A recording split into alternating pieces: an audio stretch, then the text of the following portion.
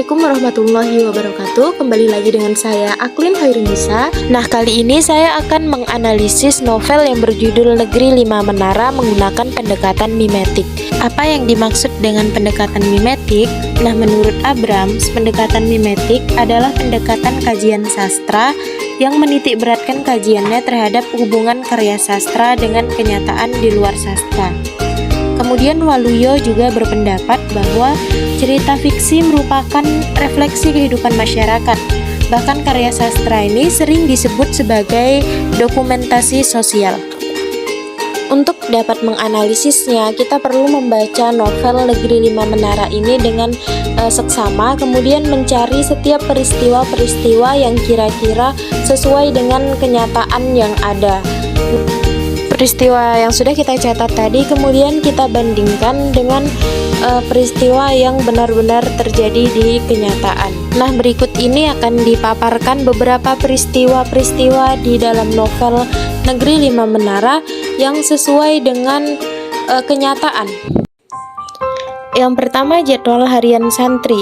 Jadwal harian santri pada pondok pesantren di dalam novel memiliki kesamaan dengan jadwal yang ada pada kenyataan sebenarnya.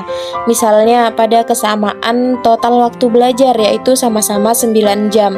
Kemudian waktu tidur 6 sampai 6,5 jam dan sisanya digunakan untuk mandi, mencuci, kegiatan bakat olahraga dan bersantai. Kemudian terdapat pula kesamaan jadwal pada latihan pidato, yaitu sama-sama dilakukan pada hari Minggu dan Kamis. Selain itu, baik di novel maupun di kenyataan, jadwal latihan percakapan bahasa asing dilakukan pada hari Selasa pagi dan Jumat pagi. Kemudian latihan pramuka sama-sama dilakukan pada hari Kamis. Selanjutnya yang kedua yaitu penggunaan dua bahasa internasional. Di dalam novel, setiap subuh, santri selalu diberi kosakata baru yang harus dibaca, diteriakkan, dan dihafal. Hal ini sama seperti yang diterapkan di kebanyakan pesantren-pesantren yang ada di Indonesia. Dalam menghafal dua bahasa internasional ini, baik di novel maupun di pesantren yang sebenarnya, mereka sama-sama menggunakan prinsip pengajaran bahasa Arab, yaitu Direct Method atau metode langsung dengan cara mendengar, ikuti, teriakkan, dan ulangi lagi. Kesamaan yang ketiga yaitu peraturan. Baik di dalam novel maupun di pesantren yang sebenarnya, peraturan sama-sama dibacakan di depan para santri. Namun perbedaannya, jika di dalam novel, peraturan hanya akan dibacakan sekali saja dan santri diminta mendengarkan baik-baik karena isi peraturan tidak akan diulangi ataupun dibagikan secara cetak kepada santri. Sedangkan pada pesantren yang sebenarnya, biasanya setelah dibacakan, nantinya peraturan akan dicetak dan ditempel di setiap masing-masing rayon sehingga santri dapat membaca kembali isi peraturan tadi. Selanjutnya kesamaan yang keempat yaitu televisi haram di pesantren. Nah, baik di kenyataan maupun di novel sama-sama mengharamkan televisi. Namun di pesantren kenyataan mereka lebih fleksibel, bukan sama sekali tidak boleh menonton TV, tetapi disesuaikan dengan situasi dan kondisi yang ada. Kesamaan yang kelima yaitu kegiatan peronda malam. Pada pesantren kenyataan juga diadakan bulis lail atau peronda malam seperti yang diceritakan di dalam novel. Bedanya jika di dalam novel itu yang dijaga adalah kandang-kandang sapi, sedangkan di pesantren yang sebenarnya yang dijaga adalah titik-titik rawan seperti pada kantor-kantor yang menyimpan dokumen penting ataupun alat-alat elektronik. Selanjutnya kesamaan yang keenam yaitu adanya kegiatan pagelaran multiseni. Kebanyakan pesantren di Indonesia juga sama-sama melaksanakan kegiatan ini seperti yang ada di novel. Namun bedanya hanya pada penyebutannya saja. Misalnya ada beberapa pesantren yang menyebut kegiatan ini sebagai panggung gembira atau lainnya. Selanjutnya kesamaan yang ketujuh yaitu hukuman terberat adalah dibotak. Setiap hari Jumat menjadi hari libur bagi santri, baik yang ada di novel maupun di pesantren yang sebenarnya.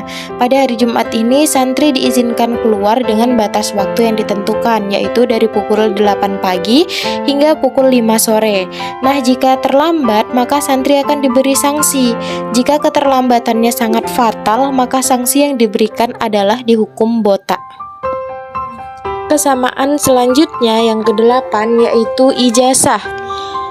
Pesantren di dalam novel ini sudah mengeluarkan ijazah bagi siswa yang berhasil menamatkan studinya. Hal ini sama dengan pesantren yang sebenarnya. Pada pesantren yang sebenarnya juga akan mengeluarkan ijazah bagi siswa yang sudah berhasil meluluskan studinya. Kesamaan yang ke-9 yaitu masa sekolah 4 tahun. Baik di novel maupun di kenyataan, santri yang berasal dari SMP harus menempuh pendidikan di pesantren selama 4 tahun. Hal ini dikarenakan tahun pertama santri harus masuk kelas penyesuaian yang sering disebut dengan program intensif. Selanjutnya kesamaan yang ke-10 yaitu belajar persiapan ujian di panggung serbaguna. Baik di novel maupun di pesantren kenyataan, santri melakukan persiapan ujian di ruang serbaguna.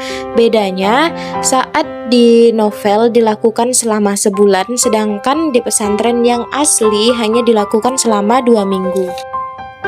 Nah, berdasarkan hasil analisis tadi dapat kita ketahui bahwa sangat banyak hal yang mirip dan sama antara gambaran pesantren yang ada di novel Negeri 5 Menara dengan pesantren yang sebenarnya. Hanya terdapat sangat sedikit perbedaan yang dibuat oleh pengarang, yang mana perbedaan itulah yang merupakan imajinasi atau harapan dari pengarang itu sendiri terhadap peraturan pesantren yang seharusnya ada.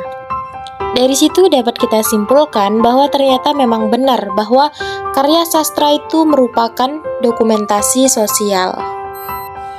Itu saja pembahasan saya kali ini. Terima kasih sudah menonton. Sampai jumpa di video selanjutnya.